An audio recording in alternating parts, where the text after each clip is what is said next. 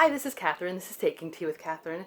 This is Sleepy Time Sinus Soother Tea from Celestial Seasonings, which I know. It just is what it has to be. And tastes okay. Doesn't It's not as good as the other Sleepy Time. But today I'm doing the Victober wrap-up, which is good and bad because it means that Victober is over and I'm going to kind of miss it. I really do enjoy reading Victorian novels. However, Victorian novels don't just disappear into the ether just because October is over and we are now in the month of November, right? So I can continue to read Victorian novels, and I intend to. But until then, I will just wrap up this month, mainly focusing on the last two books that I read in the month. I also read a nonfiction. I think they call it graphic biography, which sounds weird because it sounds graphic. But yeah, like a graphic novel except a biography about Freddie Mercury. But I don't really have much to say about it. It was okay. So I'm not really going to share. It has nothing to do with Victorian things. So just a side point. But I read 4 Victorian novels in the month of October. And basically that's it. I mean, I read from other things, but I didn't complete anything. I did make progress in the Bronte biography, and I will talk about that more in November. But that was good because it, was very much in line with reading Victorian novels, except I didn't read anything else by the Brontes. I think I read a poem or two because they were in the book. But and one of my things was I want to keep up my book journaling, and I didn't do as well as I would have liked. I bought this beautiful Victorian/Edwardian looking journal. But the good thing is that we don't have to stop journaling just because one occasion's over, right? So I was thinking maybe I'll just use this whenever I write about Victorian themed books or novels. And I'll just keep it going. It'll be Victober all year long, sort of. We'll see. Because it was a really enjoyable book to write in, actually. But even though I had more books in my TBR, as always, my cats are going crazy, running around. I just fed them. You'd think they would be relaxing by now. But anyway, even though, yeah, I had a bigger TBR, I'm always like that. I always don't finish everything. Almost always, I don't finish everything that I set out to read. But I had priorities, and I pretty much made the priorities, although the books that I didn't read are definitely good future goals and give me something to look forward to, maybe soon. But I did just tick some boxes that were really important for me, kind of goalish things. So when I finished North and South, I was happy because, number one, I finally read another book by Elizabeth Gaskell. I'd been meaning to do that for a while. And I'd been meaning to read North and South specifically for a while. I'd had that book, that volume, for some time, and I heard such wonderful things about it. I'd only seen the adaptation, and I knew that it was a great story, but I wanted to read the book, and so I did. And it also kind of goes along with the goal that I have of, not if I really don't want to read something, but reading what I call like the top tier of the Victorian novels, like when people do their, when you ask people who like to read, especially people who like to read Victorian books, but even if you don't read that much, to list the names of some well-known novels. These are the ones that they're going to come up with. And if you were going to open a bookshop that didn't really focus on Victorian books, but you had a little corner for them, and you had like space for, 25 books, right? These would be the books. And I'm not going to actually go into detail which ones I think would be in them because I didn't really put that much thought into it. But maybe one day. But North and South was definitely in that category for me. To me, it's like a couple of Dickens are like the really popular ones, and which more on that later. And, Wuthering Heights, Jane Eyre, stuff like that. Tessa of the D'Urbervilles, maybe? I don't know.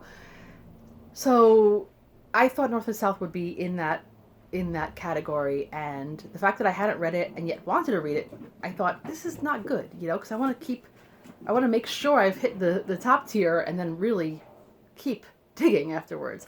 But, so, I guess mission accomplished. And the other book that I read earlier that I already spoke of was Lady Audley's Secret by excuse the nose again. What was I saying? Lady Ugly Secret by Mary Elizabeth Braddon. I had never read anything by her before. I'd heard of her, but never had. So that was one goal of mine, was to read a new to me author. Very good. So moving on to the later half of the month, I also ticked some boxes with the last two books. I have a book here that's really falling apart. I finished A Tale of Two Cities by Charles Dickens. Let me show you how it's falling apart, though. Look at that. Oh, no! I'm going to have to find a way to fix that.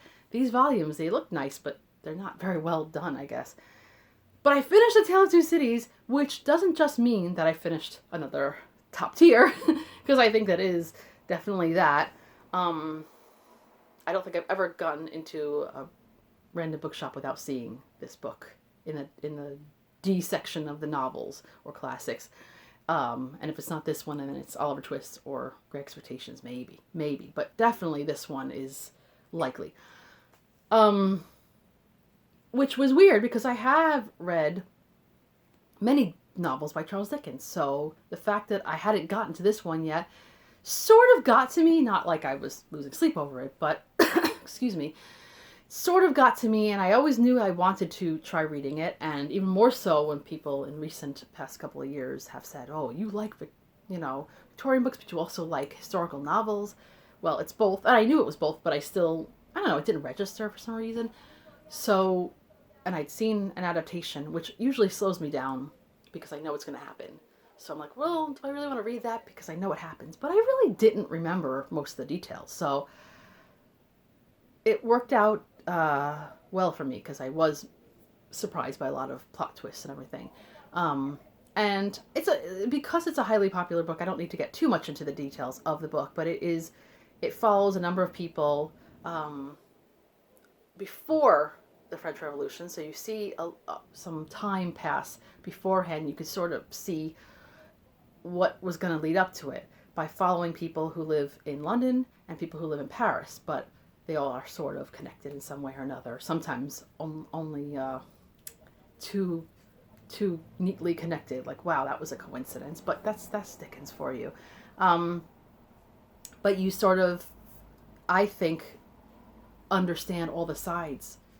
Not so much certain people you don't, but how there were reasons why the French Revolution started that made sense. But once it gets started, it goes out of hand. And, it swallows up people who are honestly good, decent people who shouldn't have been swallowed up by it. So it follows people that were from France, people who were not, and how they all interact with each other and sometimes turn on each other. One of my favorite characters was Dr. Manette, who is one of the main characters. He is the father of the main female character of the book, named Lucy, which, by the way, there were 3 books this month that had a main character named Lucy, which is weird.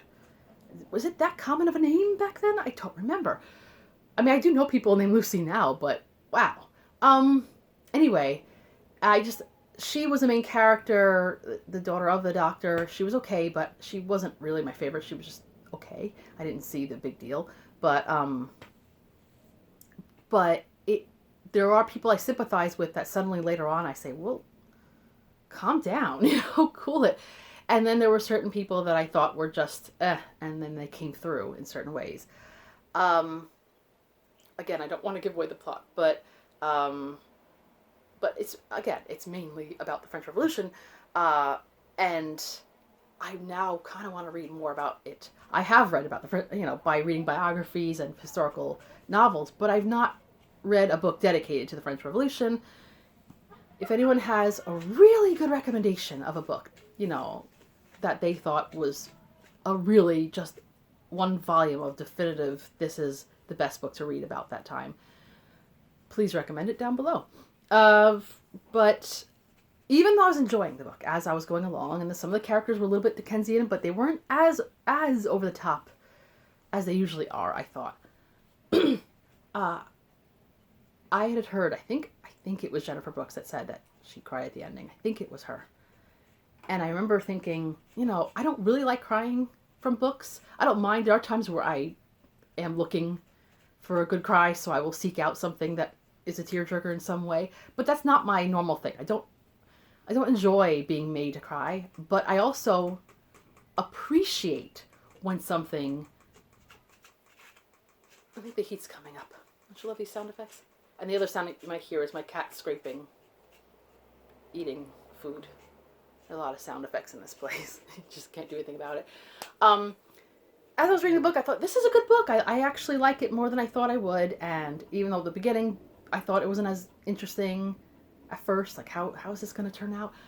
And then I got the last couple pages, the last paragraphs, and suddenly it was like brilliant how I just Niagara Falls. I mean, I didn't weep, really. I just got like, talk amongst yourselves.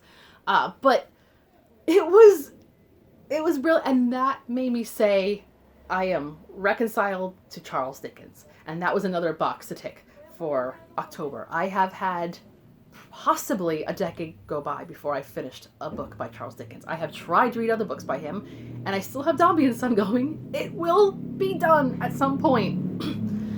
And I'm really wanting now to get to Barnaby Rudge, because I think that also is a little bit historical fiction, and I've heard things about it that make me think that it is really for me.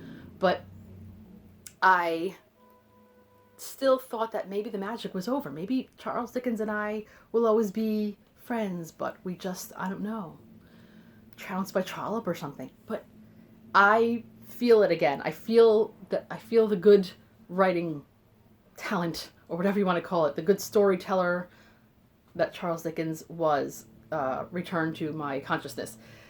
And I'm so happy about that, because I didn't want to be on the outs with him. So, very much mission accomplished about that book. Yes. I think most people who like, Victorian novels, or, historical fiction in general, might like this book. And then the other accomplishment, and I'm not going to put the hat on this time because it doesn't really fit when I have my hair up. So, sorry about that. But, another time. This is not Tea Mystery. I'm going to do a Tea Mystery at some point, like a dedicated one, but not today. I know you guys are just, losing sleep over me not doing so. Lots of insomnia going around. But anyway, I read A Study in Scarlet. Finally, when I say I read A Study in Scarlet, I mean I finished it, because if you saw my TBR earlier, you would have seen that I mentioned that I started this book 20 years ago, over 20 years ago now, and that I just stopped at one point. And it was probably the point that most people stop at, which means that this is like the original story of how Sherlock Holmes and John Watson meet, Dr. Watson, and how they come to share rooms at 221B Baker Street, and how Dr. Watson goes with Sherlock Holmes on a case, as it were, and sees his methods and just gets to know so much about him. And that in itself makes it already a good book, because if you like Sherlock Holmes, because it is important in that sense. But then when they're explaining why certain things took place, suddenly the setting stops, goes a little bit back in time, ever so slightly, and takes you all the way to the American West. Which, I don't mind reading some books about the American West. I grew up on Little House on the Prairie, but I just, back then I didn't know it was coming, and I said, oh goodness, what is this? And just got turned off and went on to read whatever else I was going to read at the time. I was just getting into reading a lot back then. I had just gotten into like my Renaissance, so I think my mind was still a little bit of like, next, I need to make up for lost time, not get stuck in some, wilderness here. And I knew that for 20 years, and I said, well, I want to read it just to be completionist, maybe. Now, when I say that, I don't need to read everything ever written about Sherlock Holmes, but this is the original book, the first. Kind of want to do it. So I had been reading it for a day or so, and then I got to that part when I was outside, and then I waited till I got home and just sat down on the couch and just said, I'm just going to read it. And I didn't turn out as bad as I thought. And actually, it really did give you the understanding of why things happened the way they did. And kind of justifiable things, kind of. Which Sherlock Holmes stories do a lot. There are always people that do things that you wouldn't do, but you get why, and you would see almost why Sherlock Holmes himself, if he were the one dispensing justice, might do things a little bit differently, and sometimes does. So it was good. I liked this one part, actually a couple of parts. There was one part where when he was explaining what he did, Watson brought up Edgar Allan Poe's famous detective, and Sherlock Holmes says, kind of says that he was inferior or whatever. So, which is a little bit okay, but it was good because it addressed the fact that people might say, well, isn't this just a ripoff of this character? And he's saying, basically, it's not, I guess. I think Agatha Christie did something similar in The Mysterious Affair of Style, I think it's called. The first of her books, the first Poirot, as well, where Hastings brings up Sherlock Holmes a little bit. Like, in other words, we know, we're not trying to, pretend that we're the first ones who thought of these things. But yeah, moving on. So I thought that was kind of funny. But what I liked was that Watson himself kind of likes to investigate things when he's curious. He's just not an actual detective, but he is analytical in his way. So he decides, he says, he says that Sherlock Holmes would acquire no knowledge which did not bear upon his subject. Therefore, all the knowledge which he possessed was such as would be useful to him, which is something that is addressed in further things like the Benedict Cumberbatch series talks about that a lot. Like the fact that he didn't really understand the solar system. I enumerated in my own mind all the various points upon which he had shown me that he was exceptionally well informed. I even took a pencil and jotted them down. I could not help smiling at the document when I had completed it. So he talks about all the knowledge that he has or doesn't have, like philosophy nil, astronomy nil, politics feeble, botany variable, well up in, belladonna, opium, and poisons generally. I don't know why this made me laugh, but he writes, knowledge of sensational literature, immense. He appears to know every detail of every horror perpetrated in the century. And I got a kick out of that because this month, part of the Victober challenge was to read a sensation novel. And the fact that Sherlock Holmes kind of, even though he didn't have a great knowledge of literature, he was up in that. It was just a fun little connection that I happened to observe. That's the word you like to use for Sherlock Holmes. You see, but you do not observe, Anyway, so I'm happy about that. I don't think I'm going to rush to read this book again anytime in the next 20 years. I could be wrong. You never know. But I need to see if I could finish The Valley of Fear, which is the other Sherlock Holmes novel that, by Arthur Conan Doyle, the original Sherlock Holmes novel, that also takes a little bit of talking and investigating and suddenly ends up in America out of nowhere. And I'm like, I guess I could pull through that as well, although it's a little longer, I think. We'll see. No rush on that one. I have so many other books I would prefer to read and reread. Actually, a lot more of the Sherlock Holmes short stories I've been in the mood for again, as I tend to be. There are some that I haven't read in a while, so maybe I'll get to them at some point. But, yeah. I always say that even though Hound of the Baskervilles is pretty good, and I like The Sign of Four. The Sign of Four or Sign of the Four? Sign of Four? I always forget, even though I like it. It is really the stories, the collection of stories, the adventures of Sherlock Holmes, the memoirs of Sherlock Holmes, the return of Sherlock Holmes, that I think were the top way of telling stories. I don't know, it just works better for Conan Doyle. Even though a lot of other people I would prefer to read a whole novel. Like Agatha Christie, I prefer her novels to her shorter stories, usually. But her novels aren't usually that big, and they usually don't just suddenly change scenery that dramatically. I could be wrong, though. We'll see. I'll get back to reading more Agatha Christie soon, I think. So that's everything for Victober. I mean, I ticked a lot of boxes. I have further goals, and I do, watch this space, not so much for November, but I will try to at least read, I don't know, my goal is maybe besides October to read maybe 8 more Victorian novels every year, maybe more, who knows? Because there's so many. I went through a little time period, like I said, that 10-year period between me reading Charles Dickens. It might be more than that, actually. I did read Victorian novels between that time, but even that, not as much as I would have liked. So I do have a lot to catch up on. So we'll see. Lots of goals met. I hope you guys had a really good Victober, and feel free to comment if you have any notes yourself about this past month. And I hope you enjoy it, and I hope you enjoy November as well. So that's all for now. This is Catherine, taking tea with Catherine. Have a lovely tea and book-filled day. Goodbye.